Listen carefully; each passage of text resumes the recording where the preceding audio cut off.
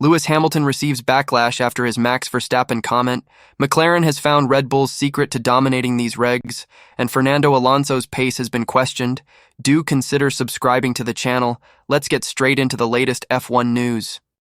Former F1 team boss Otmar Szafnauer believes it is definitely possible that Rob Marshall has taken Red Bull's secret sauce with him to McLaren in F1 2024. Having produced the most dominant season in F1 history in 2023, winning 21 of a possible 22 races as Max Verstappen eased to a third consecutive world championship, Red Bull were hotly tipped to annihilate the opposition once again in F1 2024. Yet, despite starting the season with 4 wins from the first 5 races, including 3 1-2 finishes for Verstappen and Sergio Perez, Red Bull have won just 3 of the last 9 rounds, with the likes of McLaren, Mercedes, and Ferrari striking back. McLaren have emerged as Red Bull's most consistent threat over recent months, with Lando Norris and Oscar Piastri claiming wins in Miami and Hungary respectively. Red Bull's lead in the Constructors' Championship has been slashed to just 42 points with 10 races remaining, with McLaren claiming only their second 1-2 finish since 2010 at last month's Hungarian Grand Prix.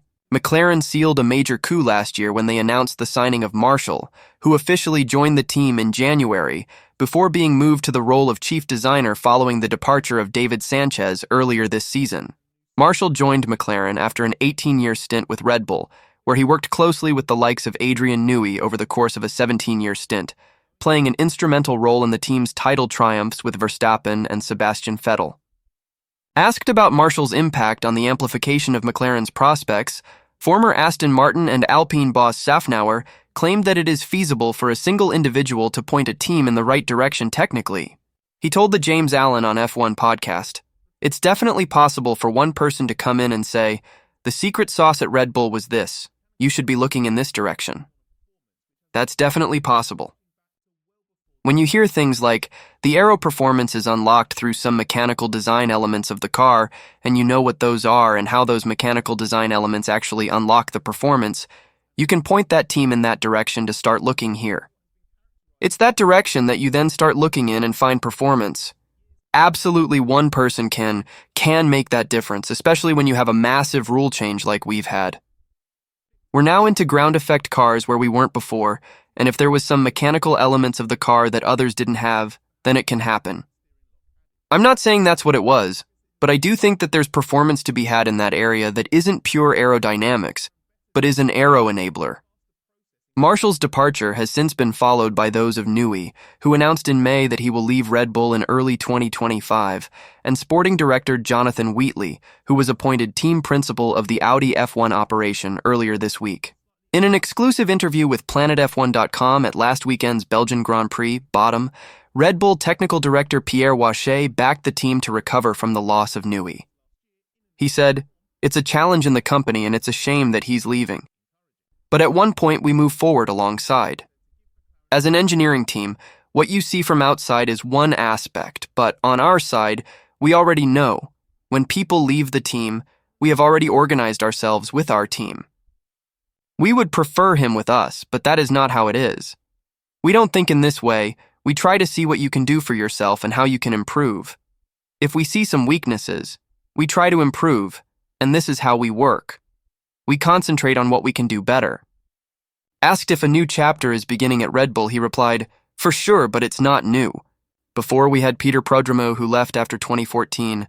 Mark Ellis left after 2013. It's the nature of the team.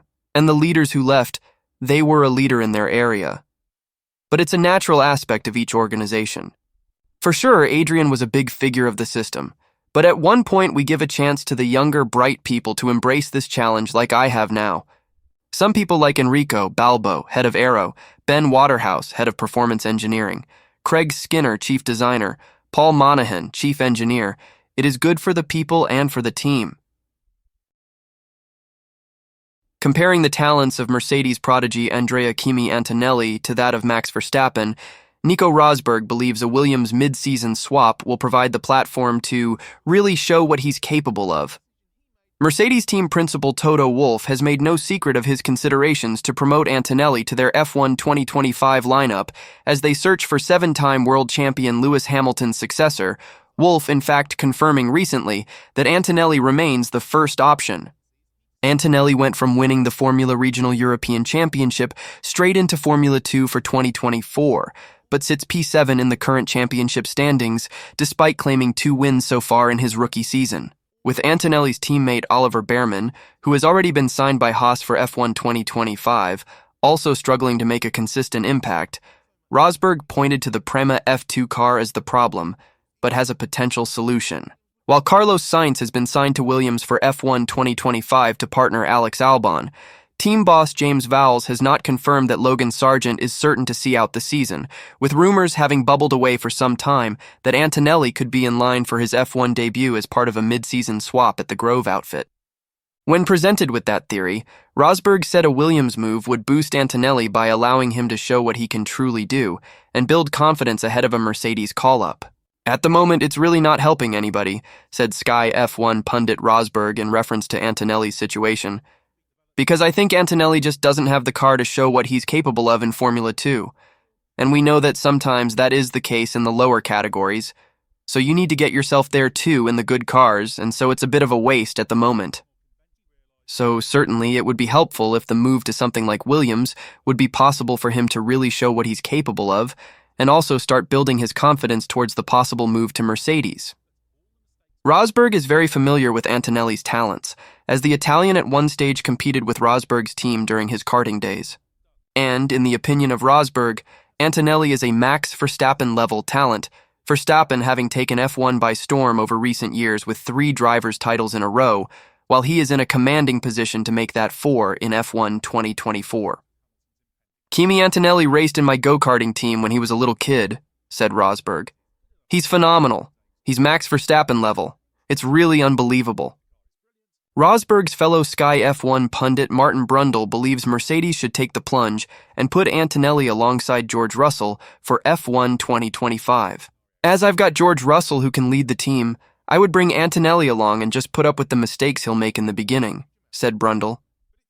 Vowles recently revealed that he had been messaging Wolff during the F2 action at Spa, where he was impressed by what he saw from Antonelli, but whether that means Williams could play a part in his F1 journey is unclear. It was interesting. I'll talk to you about something that's very private, but I hope that Toto doesn't mind, said Vowles. We were messaging yesterday during the F2 race, and for me what Kimi did is bloody impressive. It was against Franco Colapinto, our own driver here. He went up the inside and he didn't lift, and for all of you that have at least been in a racing car, you know how tough that move was. That, in the wet, is not just brave. That takes a hell of a lot of skill, and he had snaps at the top of Eau Rouge. That's impressive. He's a good kid, but he's 17. And answering your question, I'll be proud of whatever he achieves because I was part of his journey all the way up until the last few years. But I'm not sure that's going to overlap with Williams. Eddie Jordan believes Fernando Alonso has taken a step back, psychologically, since the start of the 2024 F1 season. The former F1 team boss turned pundit believes Fernando Alonso isn't driving to his ultimate potential at the moment, in a similar fashion to Sergio Perez at Red Bull. Having had a stellar 2023 season with multiple podiums and being consistently in the mix near the front, it's been a quieter 2024 for Aston Martin and Fernando Alonso. The Spaniard is yet to score a podium this year, with his best result being 5th at the Saudi Arabian Grand Prix. More interestingly, have been the much closer performances of Alonso and Lance Stroll. While Alonso has scored more than double the points of the Canadian, the performance gap between them has shrunk considerably through the second quarter of the season. Appearing alongside David Coulthard on the Formula for Success podcast, the two 90s F1 icons were discussing Sergio Perez's difficult year at Red Bull, with Coulthard postulating that the Mexican driver may simply have reached the point in his career where he can no longer produce the speed and results he was once capable of. With Coulthard challenging Jordan to name a driver who only kept improving throughout a long career. The Irishman paused and suggested Alonso's performance level at the moment mirrors the drop-off seen from Perez. You see that exactly with Alonso where, at the beginning of the year, he was awesome, Jordan said. At the moment, I'd have to look to see where he ends up and whether he's actually in the top 10 or not. He's 9th editor. He happened to drive well at Spa and dragged more points for Aston, but at the same time, it's nowhere near the level that he thinks he can be at. Because for him in his mind, he's every bit as good as Lewis Hamilton. He expected to be able to fight with Lewis this year, and to be honest, that hasn't happened. and you can't see it happening for the remainder of this year. So I also think about psychologically what goes on in these guys' heads.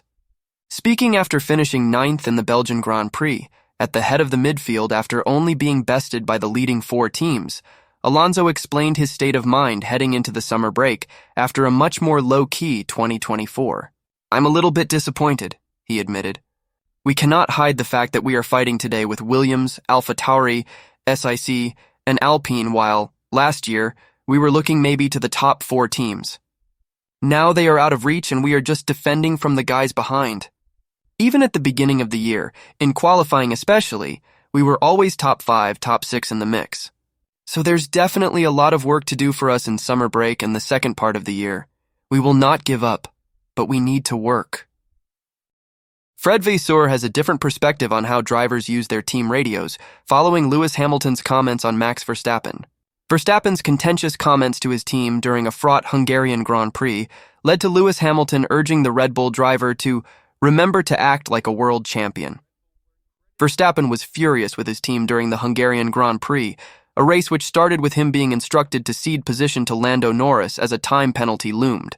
Verstappen had overtaken Norris off the track at turn 1, having felt he'd been pushed off track by the McLaren driver. Red Bull was then caught on the hop twice by successful undercut attempts from Mercedes and Ferrari, resulting in Verstappen winding up in 5th, starting the final stint. The Dutch driver couldn't contain his frustration, leading to terse radio messages with his race engineer Giampiero Lambiase. "No mate, don't give me that xiao," was just one of his messages back to Lambiase. "You guys gave me this sound strategy, okay? I'm trying to rescue what's left." While Verstappen remained unapologetic for how he spoke to his team following the race, a stance that remained unchanged even once his frustrations had boiled off, Lewis Hamilton commented on the situation to say drivers should be aware of their position within a team when engaging team members over the radio. "You have to be a team leader, a team member," he said at the start of the Belgian Grand Prix weekend. "Maybe not such a team leader, but just always remember you're a teammate with lots of people and you have to act like a world champion." Asked to explain what acting like a world champion entails, he laughed, "That's a good question, not like it was last weekend." Speaking in the press conference at Spa-Francorchamps, Hamilton's future Ferrari team boss Fred Vasseur was asked whether he shared the thoughts of the 7-time F1 world champion on how Verstappen had used the team radio in such a public fashion to complain to his team. "I don't see the link with Lewis on this, I'm sorry," Vasseur answered.